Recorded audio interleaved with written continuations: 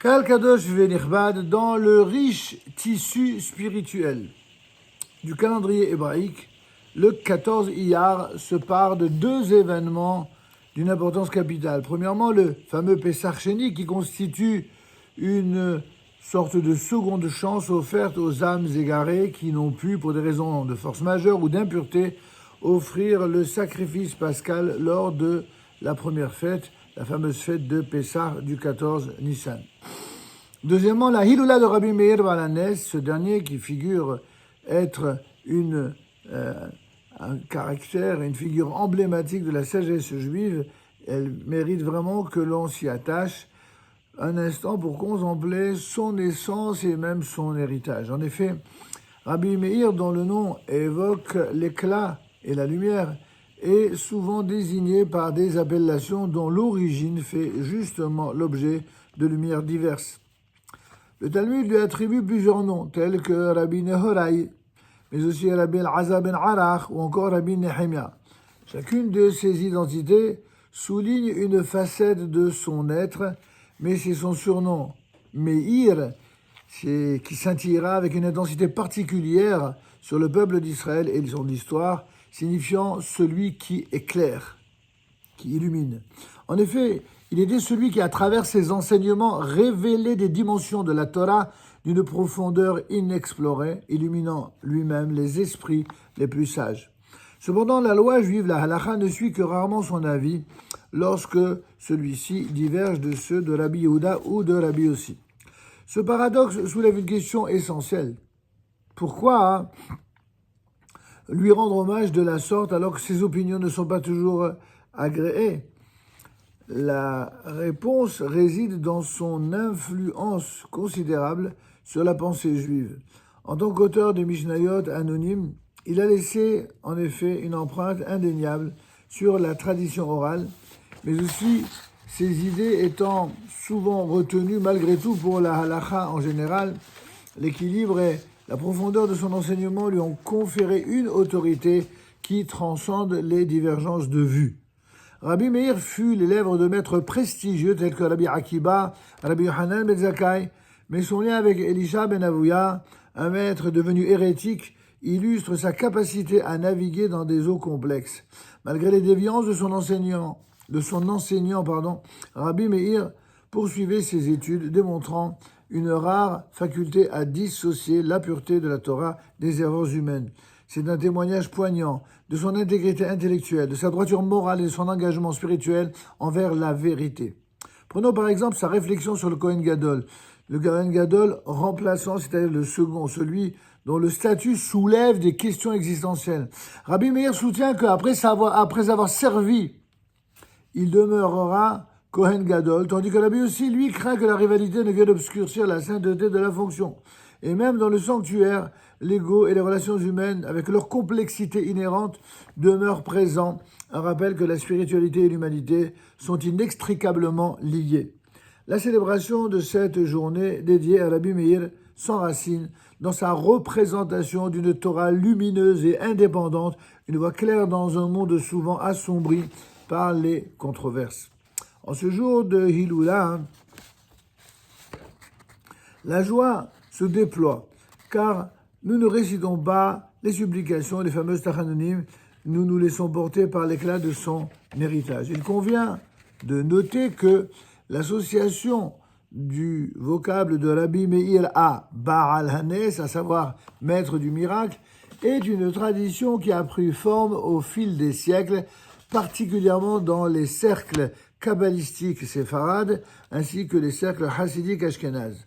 Certains historiens mettent en doute, comme à leur usage quand il s'agit de la tradition, de l'authenticité de son tombeau à Tibériade, mais cela importe peu. En effet, la figure de Rabbi Meir, qu'elle soit historiquement attestée par les intellectuels ou mieux encore transmise par les sages de la tradition d'Israël, incarne un idéal de recherche de vérité, de clarté et de profondeur dans l'étude de la Torah. Que ce 14 Iyar nous inspire, qu'il soit pour chacun de nous une source de lumière dans notre quête de sagesse, à l'image de Rabbi Meir, l'éclaireur des sages, dont l'héritage continue d'illuminer les chemins de ceux qui cherchent la vérité, ainsi que la compréhension profonde des réalités. L'origine des différentes appellations de Rabbi Meir dans le Talmud reflète sa lumière historique, mais aussi symbolique et traditionnelle, révélant la complexité profonde de son identité et de son enseignement. Dans les textes talmudiques, il est désigné sous plusieurs noms, notamment Rabbi Nehorai, Rabbi Elazar ben Arach, Rabbi Nechemia et Rabbi Elazar ben Arach. Chacune de ces appellations peut être interprétée comme un reflet des différentes facettes de sa personnalité, de son rôle au sein de la tradition juive. En effet, Rabbi Nehorai, ce nom peut être vu comme un hommage à son rôle d'éclaireur, Nehor signifiant lumière en hébreu. Cela souligne sa capacité à illuminer les esprits et à clarifier les enseignements de la Torah. Rabbi Elazar ben Arach et ces noms de Rabbi Elazar ben Arach mettent en avant l'idée de descendance et d'héritage. Il souligne son lien avec des maîtres influents, tout en évoquant la profondeur de sa pensée. Arach, qui vient de Erech en hébreu,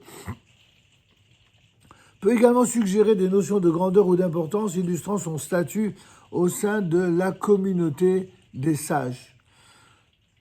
Enfin, Rabbi Nehemia, ce nom signifiant consolation ou réconfort, peut refléter son rôle dans la transmission de l'enseignement et dans le soutien à ceux qui cherchent la compréhension spirituelle.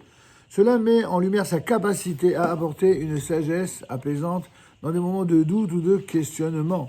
Ces appellations ne sont pas seulement et simplement des étiquettes, mais des symboles qui conjuguent les différentes influences et traditions qui ont façonné sa pensée. Elles témoignent également, ces appellations, de la richesse du discours talmudique où les noms et les titres sont porteurs de significations profondes et de valeurs spirituelles. Dans l'ensemble, les diverses désignations de Rabbi Meir reflètent non seulement son immense savoir, son immense contribution à la Torah, mais aussi l'impact durable de son enseignement sur les générations futures. Il y va de soi que retenir une sorte de synthèse lumineuse de la totalité des facettes d'un personnage aussi grand relève quasiment d'une gageure. Il conviendrait pour chacun d'entre nous de veiller désormais lors de nos études talmudiques, que ce soit dans le cadre du Daf Yomi ou de toutes les études talmudiques que vous entreprendrez, eh bien, de retenir à quel point Rabbi Meir Baal HaNes est un des éléments essentiels de ce qu'on appelle Torah Shebe'al Peh, de la loi orale.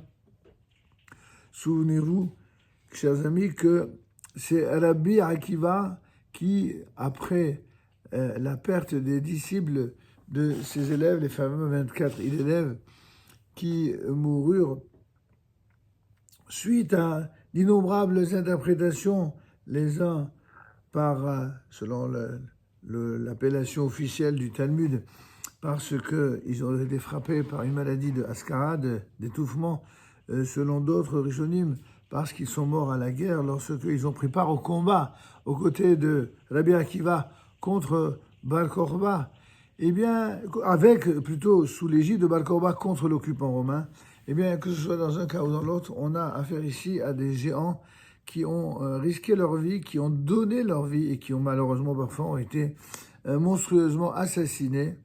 Et ils ont accepté ces sacrifices pour qu'un jour, cette Torah d'Israël puisse passer les âges, passer toutes les accusations fallacieuses, mensongères, toutes les réécritures de l'histoire, et ne laissant passer que la lumière des sages. C'est pourquoi tous les élèves qui viendront étudier après Rabbi Akiva, qu'il s'agit de Rabbi Yehuda, de Rabbi Meir, et des Rabbi aussi, il y a 5 maîtres chez Badarom qui venaient du sud d'Israël, qui ont étudié avec Rabbi Akiva. Cet ensemble-là sont ceux grâce auxquels nous avons pu hériter de la totalité de ce qu'on appelle Torah Shebe'al Peh, la loi orale, qui est l'essentiel de la loi juive.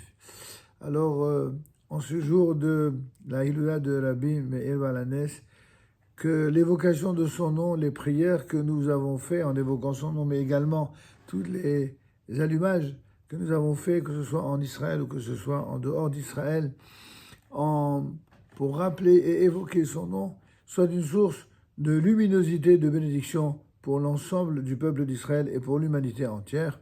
Amen. Kenny Yeratson.